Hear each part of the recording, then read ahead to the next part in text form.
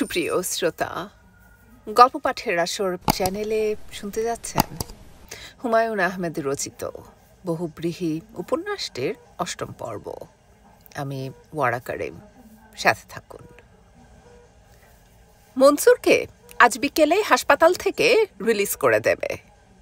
সে এখন পুরোপুরি সুস্থ। ফুসফুসে পানি ঢুকে যাওয়ায় যে জটিলতা দেখা দিয়েছিল তা এখন নেই। আর হাসপাতালে পড়ে থাকার কোনো মানে হয় না। অবশ্যই মনসুর চাচ্ছে আরও কিছুদিন থেকে যেতে। হাসপাতালের বিছানায় শুয়ে থাকতে তার মন্দ লাগে না। বইপত্র পড়া যায়, আরাম করে ঘুমানো যায়। সবচেয়ে বড় কথা, প্রায় দিনই মিলি এসে দেখে যায়। সে হাসপাতাল ছেড়ে দিলে নিশ্চয়ই মিলি তাকে আর দেখতে আসবে না। হাসপাতালের বিছানায় মনসুরের বেশিরভাগ সময় কাটে মিলির কথা ভেবে ভেবে। মিলিকে নিয়ে পেন্সিল দিয়ে সে একটা কবিতাও লিখেছে। সম্ভবত কিছুই হয়নি, কাউকে দেখাতে পারলে হতো। দেখাতে লজ্জা লাগে। একটা কবিতা এরকম: একটু আগে এসেছিলেন মিলি, চারদিকে তাই এমন ঝিলিমিলি। মনটা আমার হলো উড়ু উড়ু, বুকের ভেতর শব্দ দুরু দুরু। যখন মিলি বিদায় নিতে চান, আমি বলি একটু বসে যান, হাত বাড়িয়ে আমার দুহাত ধরুন। বাকিটা আর পারা যায়নি। ধরুনের সঙ্গে ভালো কোনো মিল পাওয়া যাচ্ছে না। ধরুন, করুন, মরুন, কোনোটাই ভালো লাগে না। আপাতত খাতা বন্ধ রেখে মনসুর গভীর মনোযোগে একটা চটি বই পড়ছে। বইটি ইংরেজিতে লেখা। বইয়ের বিষয়বস্তু হচ্ছে মেয়েদের পছন্দ অপছন্দ।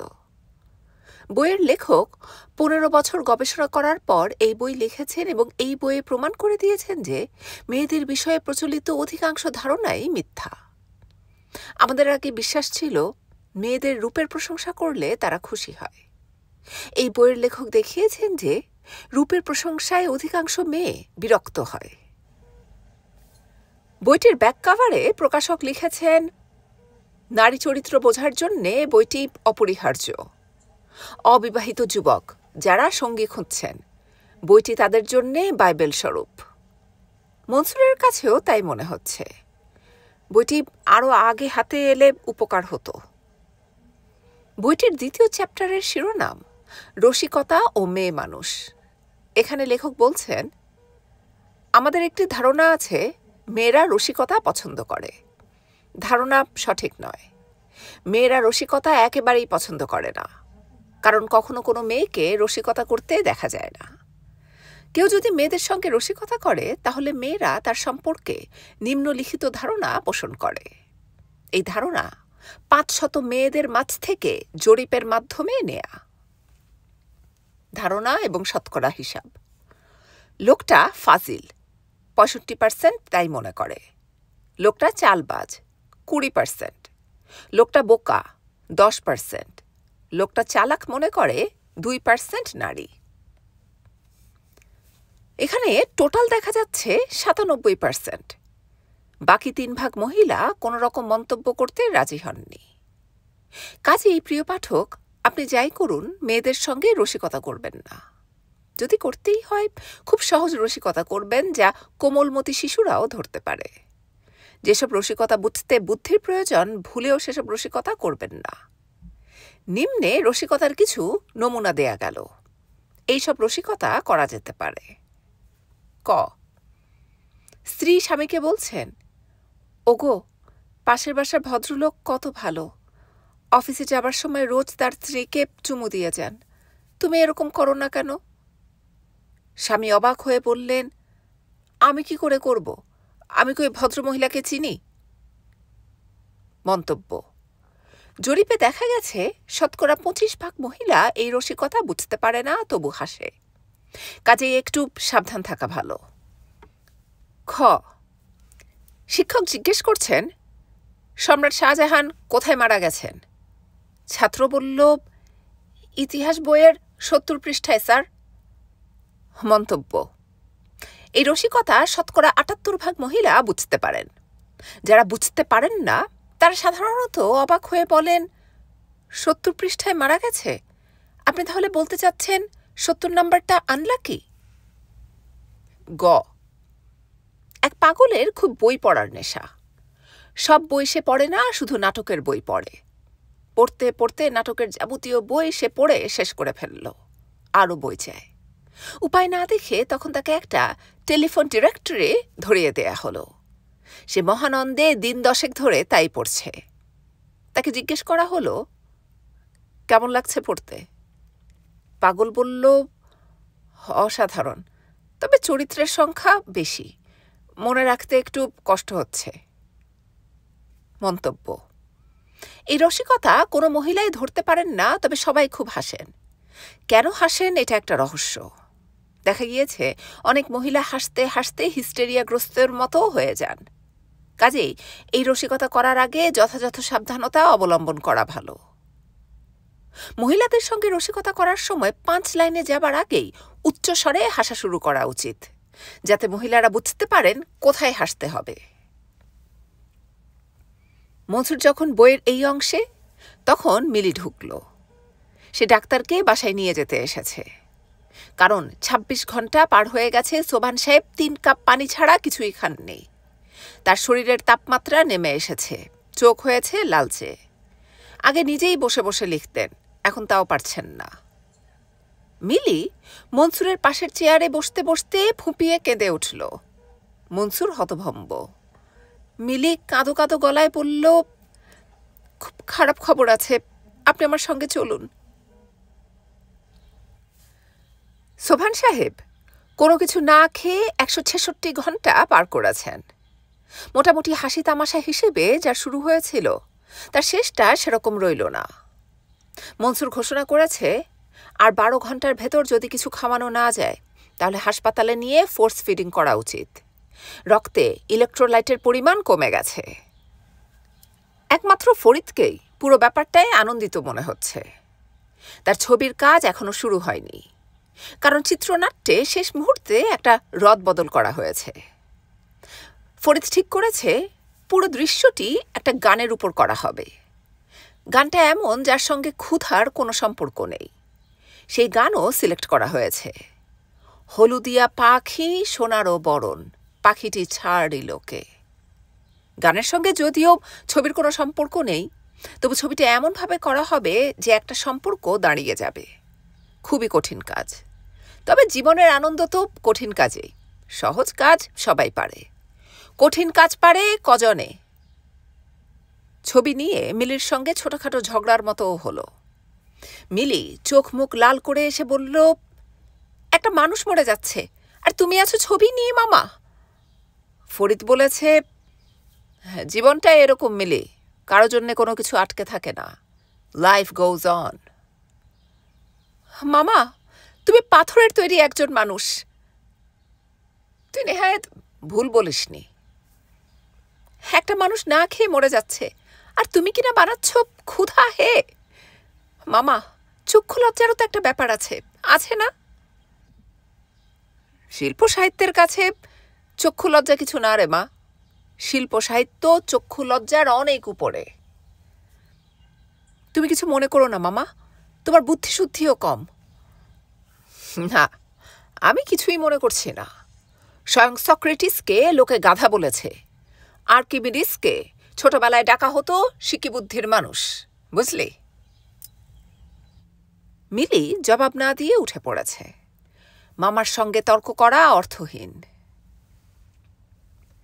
এ বাড়ির কাণ্ডকারখানা দেখে সবচেয়ে বেশি হকচকিয়ে গেছে এমদাদ।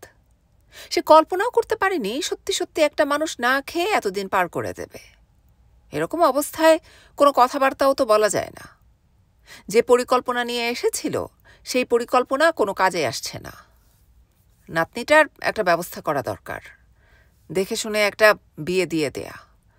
গ্রামের বাড়িতে তাকে রাখা আর এখন সম্ভব হচ্ছে না। কিছু গুন্ডা পান্ডা ছেলে পেছনে লেগেছে। এদের মতলব ভালো না। গত বর্ষায় বদি শেখের বউকে ধরে পাট খেতে নিয়ে গেছে। লজ্জায় এই ঘটনা বদি শেখ কাউকে বলেনি, না বললেও কারোর জানতে বাকি নেই। ঘটনার নায়করাই সবাইকে বলে বেড়াচ্ছে।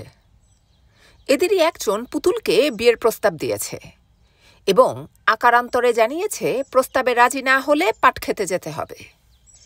এরপর আর গ্রামে থাকা সম্ভব না। এমদাদ নাতনিকে নিয়ে বলতে গেলে পালিয়েই এসেছে। সে জানে ঘটনা শুনলে সোবহান সাহেব একটা ব্যবস্থা করবেনই, কিন্তু ঘটনা শোনানোর সময়ই তো হলো না। না খেয়ে মড়ো মড়ো অবস্থা। সব মন্দ জিনিসের একটা ভালো দিকও আছে। সোবহান সাহেবের এই অসুখের ফলে মনসুর নামের এই ডাক্তার ছেলেটার সঙ্গে পরিচয় হলো। এই ছেলে ঘন ঘন আসছে। পুতুলের সঙ্গে এই ছেলের বিয়ে দেয়া কি একেবারেই অসম্ভব? পুতুল দেখতে তো খারাপ না, চোখে কাজল টাজল দিলে মাশাল্লাহ ভালো লাগে। তবে মেয়েটা হয়েছে বদ, যেটা করতে বলা হবে সেটা করবে না। একটু সেজে গুজে ডাক্তারের সামনে হাঁটাহাঁটি করলে কি কোনো অসুবিধা আছে?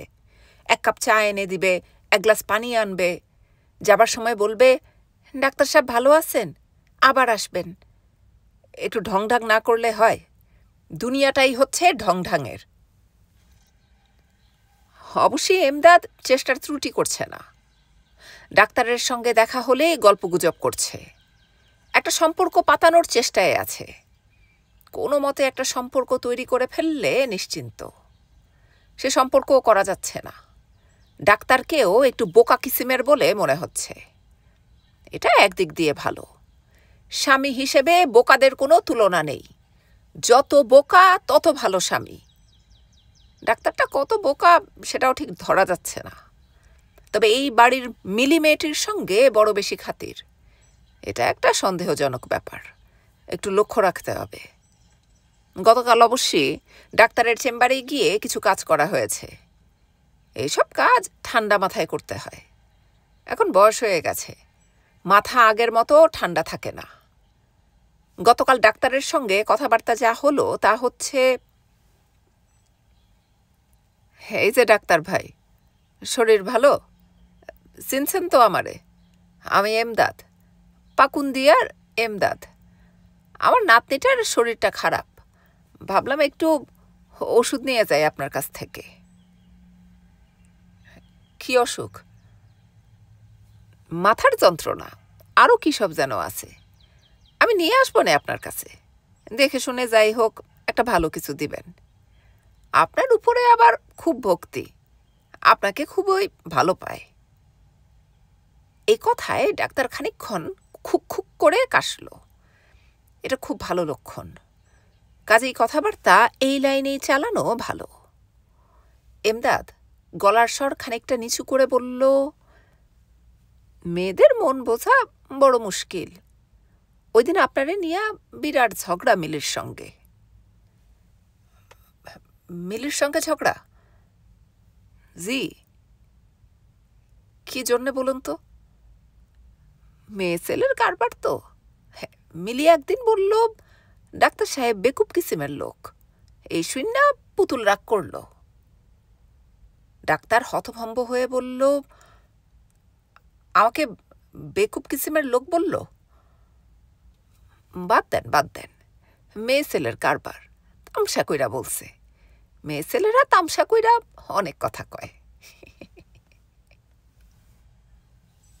এমদাদ চেষ্টার চূড়ান্ত করছে, কিন্তু একা একা কত করবে? পুতুলের নিজেরও তো সাহায্য দরকার। সে যদি কাঠের টুকরার মতো থাকে তাহলে হবে কিভাবে? শাড়িটা বদলাতে বললে বদলায় না, চুলটা আঁচড়িয়ে ডাক্তারের কাছে গেলে ক্ষতি তো কিছু নাই। তাছাড়া অবস্থা এমন যে কিছু করারও সময় নাই। একজন ঝিম ধরে পড়ে আছে, এখন যায় তখন যায় অবস্থা। ক্ষুধা কি জিনিস বুঝতে চায়। আরে বাবা, আল্লাহ তাআলার ইচ্ছা না ক্ষুধা কি জিনিস তুমি বোঝো? যদি আল্লাহ তাআলার সেই রকম ইচ্ছা থাকতো তোমারে গরিব বানিয়ে পাঠাতো। খামাখা ভড়ং। এ বাড়িতে এমদাদের সবসময় মুখ শুকনা করে থাকতে হয়, ভাব দেখাতে হয় যে চিন্তায় চিন্তায় অস্থির। এসব কি ভালো লাগে? আর বুড়া যদি সত্যি সত্যি মরে যায় তাহলে তো সাড়ে সর্বনাশ। সে যাবে কোথায়? সন্ধ্যাবেলা আকাশ অন্ধকার করে মেঘ করল। কাল বৈশাখীর প্রথম ঝাপটা। হাওয়ায় ঘরের দরজা জানালা উড়িয়ে নিয়ে যাবার মতো অবস্থা। টগর এবং নিশার আনন্দের সীমা নেই। বৃষ্টির মধ্যে খুব লাফাচ্ছে। বৃষ্টির জল অসম্ভব ঠান্ডা। শীতে এক একজন থরথর করে কাঁপছে, তাতেও আনন্দ বাঁধ মানছে না। আনিস ঘর থেকে এই দৃশ্য দেখছে, তবে চুপচাপই আছে। তার মুখের মৃদু হাসি দেখে মনে হচ্ছে সেও বেশ মজাই পাচ্ছে, হয়তো সে পানিতে নামবে। টগর বলল, বাবা পানিতে নামবে? আনিস হাসি মুখে বলল, ঠান্ডা কেমন তার উপর নির্ভর করছে। নিশা শীতে থরথর করে কাঁপতে কাঁপতে বলল, একদম ঠান্ডা না বাবা, গরম পানি। খুব গরম? হ্যাঁ বাবা, খুব গরম। আনিসও নেমে পড়ল। শীতে জমে যাবার মতো অবস্থা, তবু বাচ্চাদের সঙ্গে হইচই করে ভিজতে ভালো লাগছে। সবার ঠান্ডা লেগে যাবে বলাই বাহুল্য। নিশা এখনই হাঁচি দিচ্ছে, আর বোধহয় মেয়েটাকে পানিতে থাকতে দেয়া উচিত হবে না, কিন্তু উঠে যেতে বলতেও খারাপ লাগছে। করুক, একটু আনন্দ করুক। নিশা শীতে কাঁপতে কাঁপতে বলল, বাবা আজ সারা রাত আমরা পানিতে ভিজব, কেমন? আমার আপত্তি নেই। পানিতে বেশিক্ষণ ভেজা গেল না, শিলাবৃষ্টি শুরু হয়ে গেল। দৌড়ে সবাইকে ঘরে ঢুকতে হলো। তিনজনেই শীতে থরথর করে কাঁপছে। নিশার গায়ে সম্ভবত জ্বর উঠে গেছে, সে একটু পরপরেই হাঁচি দিচ্ছে। বিলুর কাছ থেকে ওষুধ এনে খাইয়ে দেয়া দরকার। আনিসকে বিলুর কাছে যেতে হলো না, বিলু নিজেই এসে উপস্থিত। বিলু মুখ শুকনো করে বলল, আপনারা মনে হচ্ছে খুব মজা করলেন। আনিস বলল, হ্যাঁ করলাম, অনেকদিন পর পানিতে ভিজলাম, যাকে বলে শৈশবে ফিরে যাওয়া। আপনার সঙ্গে একটা কথা বলার জন্য এসেছিলাম আনিস সাহেব। বলুন। আপনার বাচ্চাগুলির গা মুছিয়ে শুকনো কাপড় পরিয়ে দিন, তারপর আমার সঙ্গে নিচে আসুন, বলছি। মনে হচ্ছে খারাপ খবর। আমাদের জন্য খারাপ খবর, আপনার জন্য কেমন তা জানি না। বাবার ব্লাড প্রেশার খুব ফল করেছে। বলেন কি? বাড়ির একটা মানুষ দিনের পর দিন না খেয়ে পড়ে আছে, এবং তা পড়ে আছে আপনার উল্টাপাল্টা কথা শুনে, অথচ আপনি একদিনও তাকে দেখতে চাননি। আনিস বলল, চলুন যাই, দেখে আসি। ঠাট্টা করছেন? আমি ঠাট্টা করি না। একজন মানুষ ক্ষুধার স্বরূপ বুঝতে চাচ্ছে, এটা আমার বেশ পছন্দ হয়েছে বলেই আমি চুপ করে আছি। একজন মানুষ মরে যাবে, তারপর আপনি চুপ করে থাকবেন? আনিস হাসি মুখে বলল, মানুষ এত সহজে মরে না। চলুন যাই, অনশন ভাঙিয়ে আসি। বিলু বিস্মিত গলায় বলল, আমরা সবাই মিলে যা পারলাম না আপনি তাই করবেন? অনশন ভাঙাবেন? হ্যাঁ। আনিস সোভান সাহেবের সঙ্গে কি কথা বলল কেউ জানল না, কারণ ঘরে তখন দ্বিতীয় ব্যক্তি কেউ ছিল না। কিন্তু দেখা গেল আনিস ঘর থেকে বেরুবার পরপরই সোভান সাহেব বললেন, আমাকে এক গ্লাস দুধ দাও। খবর শুনে হতভম্ব হয়ে গেল ফরিদ। এটা কি কথা? চিত্রনাট্য এখন কমপ্লিট, আর এখনই কিনা অনশন ভঙ্গ? আর দুদিন পর ভাঙলে অসুবিধাটা কি হতো? এই দুদিনে ইম্পর্টেন্ট কিছু শট নিয়ে নেওয়া যেত। মহৎ কাজে পদে পদে বাধা আসে, এটাই হচ্ছে খাঁটি কথা। মহাপুরুষদের যে বাণী, তোমার পথ কুসুমাস্তীর্ণ নয়, এটাই হচ্ছে আদিসত্য। রাগ করে রাতে ফরিদ ভাত খেল না। এই রাগ তার নিজের উপর না, দুলাভাইয়ের উপরও না। এই রাগ হচ্ছে প্রকৃতির উপর, যে প্রকৃতি পদে পদে মানুষকে আশাহত করে। সোভান সাহেব চাদর মুড়ি দিয়ে ঘুমিয়ে আছেন। মিলি বাবার মাথায় হাত বুলিয়ে দিচ্ছে। ডাক্তার পাশেই আছে। ডাক্তারের মুখ আনন্দে ঝলমল করছে, কারণ এই অনশনের কারণে খুব ঘন ঘন সে বাড়িতে আসতে পেরেছে। এখন অনশন ভাঙায় একটু সমস্যা হয়েছে, আর হয়তো ঘন ঘন আসা সম্ভব হবে না। তবে ভাগ্য যদি ভালো হয়, তাহলে হয়তো তৃষ্ণার্ত মানুষের কষ্ট বোঝার জন্যে এই লোক পানি খাওয়া বন্ধ করবেন। সেই সম্ভাবনা খুব ক্ষীণ মনে হচ্ছে। মিলি বলল, ডাক্তার সাহেব আপনি এখনো বসে আছেন কেন? চলে যান। মনসুর বলল, না আমার কোনো অসুবিধা নেই, 11টার দিকে প্রেশারটা মেপে তারপর যাব। তাহলে আসুন, আমাদের সঙ্গে 4টা ভাত খান। জি আচ্ছা। মিলি হাসতে হাসতে বলল, কেউ ভাত খেতে বললেই আপনি বুঝি রাজি হয়ে যান? এরকম চট করে রাজি হওয়াটা কি ভালো? আমাদের হয়তো ভাত খাওয়াবার ইচ্ছা নেই, ভদ্রতা করে বলেছি। মিলি কেমন হাসতে হাসতে কথাগুলি বলছে, শুনতে কি ভালোই না লাগছে। আচ্ছা, এই মেয়ের সঙ্গে যদি তার কোনোদিন বিয়ে হয়, তাহলে সে কি কোনোদিন তার সঙ্গে কোনো বিষয় নিয়ে ঝগড়া করবে? হ্যাঁ, না, করবে না, কোনো দিন না। এই মেয়েকে সে কোনোদিন কোনো কড়া কথা বলতে পারবে না। এই মেয়ের খুব কঠিন কথায়ও সে রাগ করতে পারবে না। ডাক্তার সাহেব। জি। আপনি আনিস সাহেবের ছোট মেয়েটাকে একবার দেখে যাবেন। বৃষ্টিতে ভিজে জ্বর বাঁধিয়েছে। আপনি বরং উপর থেকে রুগী দেখে আসুন, আমি ভাত দিতে বলি। হ্যাঁ, জি আচ্ছা। নিশার জ্বর তেমন কিছু না, 100-র কিছু বেশি, তবে লাংস পরিষ্কার না, কেমন যেন ঘর ঘর শব্দ হচ্ছে।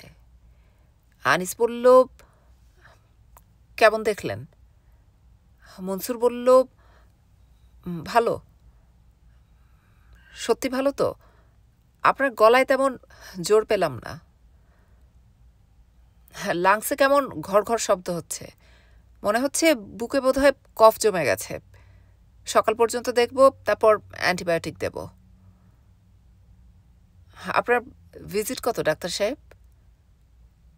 মনসুর খানিকক্ষণ চুপ করে থেকে বলল, আনিস সাহেব, আমি বাচ্চাদের সঙ্গে খুব ভালো মিশতে পারি না। কিছু কিছু মানুষ আছে ভালোবাসা প্রকাশ করতে পারে না, আমি সেই রকম। আমি আপনার বাচ্চা দুটাকে যে কি পরিমাণ পছন্দ করি তা ওরা জানে না, কিন্তু আমি জানি, আমার হৃদয় জানে। আপনি ভিজিটের কথা তুলে খুব কষ্ট দিলেন। আনিস লজ্জিত স্বরে বলল, ভাই কিছু মনে করবেন না। না, আমি কিছু মনে করিনি। আনিস হাসতে হাসতে বলল, আমিও আপনাকে খুব পছন্দ করি। আপনি যদি অনুমতি দেন তাহলে আপনাকে খানিক সাহায্য করতে পারি। মনসুর অবাক হয়ে বলল, আমাকে সাহায্য করতে পারেন? হ্যাঁ, পারি। আমার মনে হয় আপনার কিছু উপদেশের প্রয়োজন আছে। মনসুর তাকিয়ে রইল। আনিস বলল, যে কথাটা আপনি বলতে পারেন না, লজ্জা বোধ করেন বা সংকোচ বোধ করেন, সেটা বলে ফেলবেন, পেটে জমিয়ে রাখবেন না। এটা হচ্ছে আমার উপদেশ। আপনার কথা ঠিক বুঝতে পারলাম না। ধরুন আপনি কাউকে ভালোবাসেন, রূপবতী কোনো এক তরুণীকে, কিন্তু বলার সাহস পাচ্ছেন না। সব সময়ই আপনার মনে এক ধরনের ভয়, এক ধরনের শঙ্কা। ওই ভয়, ওই শঙ্কা দূর করে ফেলুন। যখন মেয়েটিকে একা দেখবেন, এগিয়ে যাবেন, সহজ স্বাভাবিক গলায় বলবেন, আমি তোমাকে ভালোবাসি। এতে অতীতে কাজ হয়েছে, বর্তমানে হচ্ছে এবং ভবিষ্যতেও হবে। আমার মনে হয় অনেকদিন থেকে এই কথাটা আপনি কাউকে বলতে চাচ্ছেন, সাহস পাচ্ছেন না। আপনি আমাকে এসব বলছেন কেন? আপনাকে বলছি কারণ আপনি নিতান্তই একজন ভালো মানুষ। আমি আপনার উপকার করতে চাই। আমার উপকার করা নিয়ে আপনাকে এত ব্যস্ত হতে হবে না। মনসুর নিচে নেমে এলো, কিন্তু আনিসের কথা মাথা থেকে দূর করতে পারল না। ব্যাপারটা তো আসলেই তাই, কাছে যাওয়া এবং এক পর্যায়ে শান্ত গলায় আসল কথাটা বলে ফেলা। আমি তোমাকে ভালোবাসি, আই লাভ ইউ। জগতের সবচেয়ে পুরাতন কথা, আবার সবচেয়ে নতুন কথা। এ কথা বলতে এত সংকোচ কেন, এত দ্বিধা কেন? সে মিলিকে এই কথা বলার পর মিলি কি করতে পারে? সম্ভাবনাগুলি খতিয়ে দেখা যাক। ক। মিলি মাথা নিচু করে ফেলল, তার ঠোঁট অল্প অল্প কাঁপছে, চোখের কোণ আর্দ্র। ক্ষীণ গলায় ছোট্ট করে বলল, তুমি এসব কি বলছো? যা, আমার লজ্জা লাগছে। মিলি এটা কখনো করবে না, মিলির প্রকৃতি এটা নয়। খ, মিলি কড়া চোখে তাকাবে, তারপর বলবে, মনে হচ্ছে কয়েক রাত আপনার ঘুম হয়নি, দয়া করে প্রতি রাতে 10 মিলিগ্রাম করে সিডেটিভ খেয়ে ঘুমোবেন, আর যে কথাটা এখন বললেন সে কথাটা ভুলেও আর উচ্চারণ করবেন না। মিলি এই জাতীয় কিছু বলবে বলেও মনে হয় না, তার হৃদয় এত কঠিন নয়। গ, মিলি হো হো করে হেসে উঠবে, তারপর যার সঙ্গেই দেখা হবে তাকেই ঘটনাটা বলবে। এই সম্ভাবনাই সবচেয়ে বেশি। খাবার ঘর প্রায় ফাঁকা। রহিমার মা টেবিলে খাবার দিচ্ছে, মিলি বসে আছে একা একা, অপেক্ষা করছে ডাক্তারের জন্যে। মনসুর খাবার ঘরে ঢোকার আগে কিছুক্ষণ অপেক্ষা করল। মিলিকে কি কথাটা বলে ফেলবে? মন্দ কি, মানসিক যাতনা ভোগ করার চেয়ে হুট করে বলে ফেললেই হয়। কখন বললে ভালো হবে? খাওয়ার আগে, খাওয়ার মাঝখানে, নাকি খাওয়া দাওয়া শেষ হবার পর? সবচেয়ে ভালো হবে চলে যাবার সময় বললে। মিলি তাকে গেট পর্যন্ত এগিয়ে দিতে আসবে, তখন সে বলবে সেই বিশেষ কথা। বলেই অপেক্ষা করবে না, লম্বা লম্বা পা ফেলে পগার পার। রাতের টেনশন কমানোর জন্যে 10 মিলিগ্রাম রিল্যাক্সেন অবশ্যই খেতে হবে, তাতেও টেনশন কমবে বলে মনে হয় না। ছোট্ট নিঃশ্বাস ফেলে মনসুর খাবার ঘরে এলো। মিলি টেবিল সাজাতে ব্যস্ত, তাকে লক্ষ্য করল না। ঘরে দ্বিতীয় প্রাণী নেই।